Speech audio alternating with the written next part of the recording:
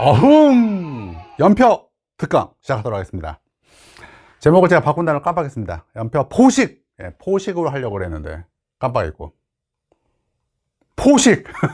내 마음은 포식입니다. 어흥! 어흥! 연표 포식! 자, OT 시작하겠습니다. 침이 나왔네요.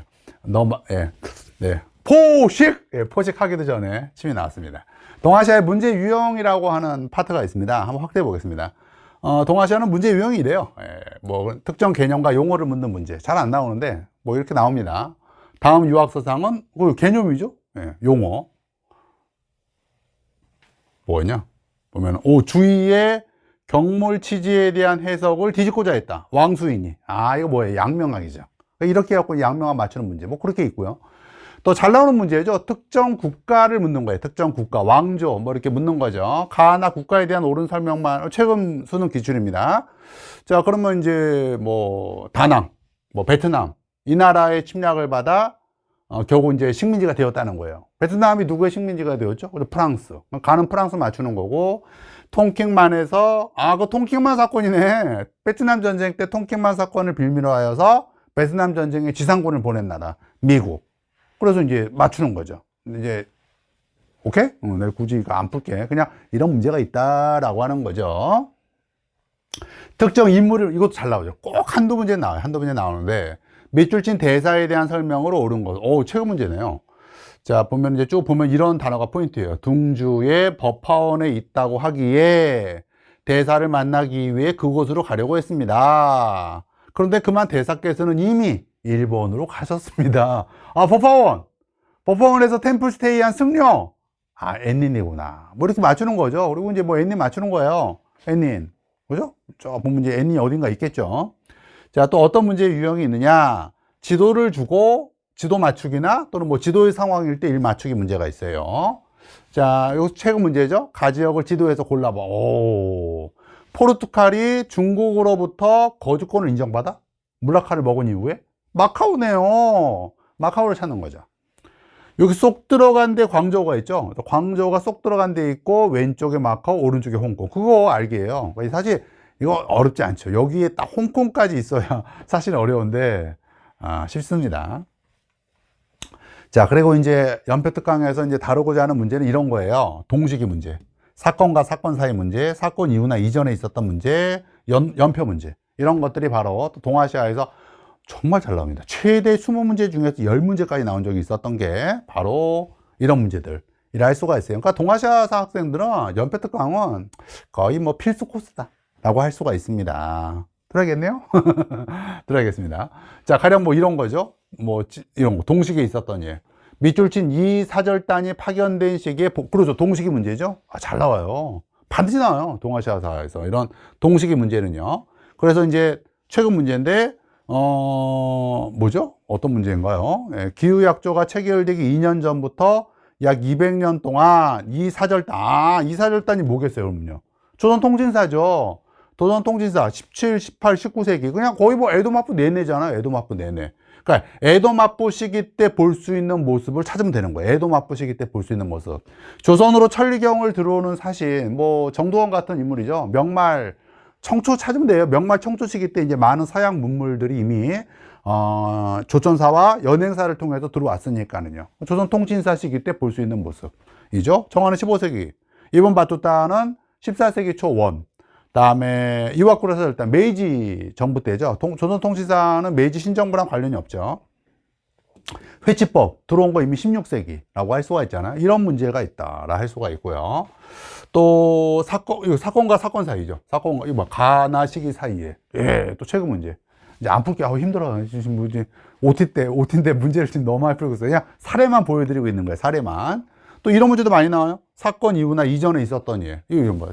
연설 이후에 잘 나옵니다. 이거 정말 이거 잘 나옵니다. 잘 나와요. 그래서 사계연대하는 거 알고 이제 현대사는 그리고 1945년 거는 연도 외워야 돼요. 연도 외우기 연습 또 연표 특강에서 열심히 시켜 드릴 겁니다. 이거 마찬가지죠. 연표 문제는 대체적으로 어떤 문제이냐면 1945년 이후 문제는 연표 문제. 특히 잘 나온다. 아예 연도를 외우자. 연도 외우기 연습시키도록 하겠습니다. 자, 말씀드렸듯이 동아시아의 문제 유형은 많지만 지금까지 봤던 이런 우리가 앞으로 연표 특강 5강에서 연표 특강을 하게 됩니다. 그리고 마지막 하나는 이제 약자 특강이라고 해서 일종의 그 보너스 특강입니다. 왜냐하면 이제 5강에서 6강으로 늘리면 좀 더 저 수입이 늘어나기 때문에 맞는 건 아니고요. 그냥 보너스로 만든. 그러니까 총 5강이 동아시아에서 수모 문제 중에서 최대 10문제, 최소 6문제가 나오거든. 거의 3분의 1에서 2분의 1을 커버하는 특강이라고 할 수가 있는 것이 바로 연표 특강이라고 할 수가 있습니다. 반드시 들어야 되는, 동아시아 학생들은 반드시 들어야 되는 필수 코스. 반드시 들어야 되는 게 내용 개념 강좌랑 문제풀이 강좌, 이 두 개는 반드시 들어야 돼요. 연표 특강은 준필수. 준필수. 왜냐하면 제가 문제풀이 특강에서도 다룹니다. 연표 특강을 다루기 때문에 문제풀이 특강만 들어도 돼, 사실은. 하지만 연표 또 들어야죠. 연표는 계속 반복해서 들을 가치가 있다 라고 할 수가 있습니다. 자, 이제 연표 특강이 왜 중요한지에 대해서 설명을 하였습니다. 뭐 더 이상 이제 고민할 필요가 없겠죠? 네, 뭐 더 이상 이제 들을 필요 없어요. 그냥 빨리 이제 닫고 빨리 뭐 해야겠어요? 수강 신청, 그리고 교재 구입. 클릭 해야겠죠. 그러면 이제 연표 어흥이죠. 먹는 거죠. 자, 교재 구성을 보겠습니다. 기원전 8세기 춘추 전국시대부터 보는 거예요. 그래서 뭐 이제 쭉 차례대로 보는 거예요. 차례대로.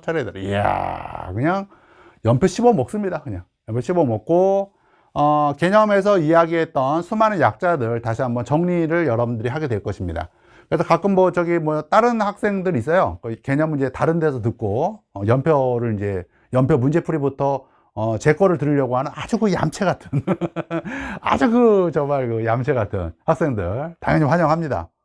선생님이 어찌 제자를 가리겠습니까? 예. 그래서 다른 데에서 들었던 학생들, 개념에 들었던 학생들, 지금 이제 연표 특강부터 선생님한테 갈아타려고 하는 학생들 환영.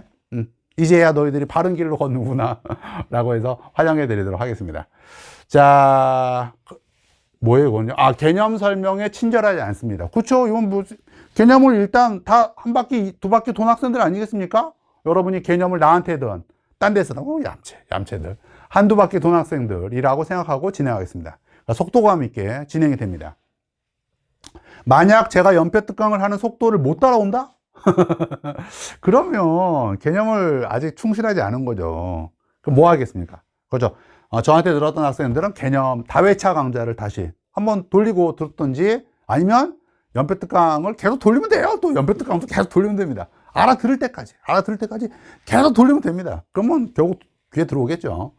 수능 전까지 두고두고 자주 봐야 되는 강좌입니다. 방금 얘기했듯이 문제풀이일 때 연표 특강 교재는 문제풀이 강좌 교재 안에도 들어갑니다. 그래서 문제풀이일 때 연표는 또 재탕하게 됩니다. 그만큼 중요하죠. 뭐 역사라고 하는 건 시간의 흐름을 다루는 과목이니까요. 반복. 수업은 PPT 강의입니다. 선생님의 특징이죠. 예, 전자칠판으로 계속 쏩니다. 여러분은 필기를 하지 않아도 됩니다. 선생님 필기 수업을 지양합니다. 가끔가다 빨간색으로 추가하는 내용들만 교재에다가 추가해서 쓰면 돼요. 그리고 따로 무슨 필기 노트 이런 거 만들지 마세요. 예. 왜요? 왜 교재 통째로 외워요? 그냥 교재를 통째로. 그렇거든요. 통째로 외우면 될 거 가지고. 그 공자의 유명한 고사성어 중에서 위편 3절이라고 하는 고사성어가 있습니다. 하도 많이 위편이라고 하는 책을 읽어가지고 책이 너덜너덜해지니까 책을 3번 묶었다는 거죠. 책을 3번. 그렇게 해야 돼요. 그렇게 해야죠. 공자도 그렇게 했는데 여러분들도 당연히 위편 3절의 마음으로 교재를 씹고 씹어라 라고 할 수가 있습니다. 수능 대박을 기원합니다. 자, 차례 한번 쭉 봤고요. 네, 차례. 그래서 끝까지 간다. 자, 그러면 언제 올리느냐? 4월 29일부터 시작해서 5월 말까지 업로드가 있게 됩니다.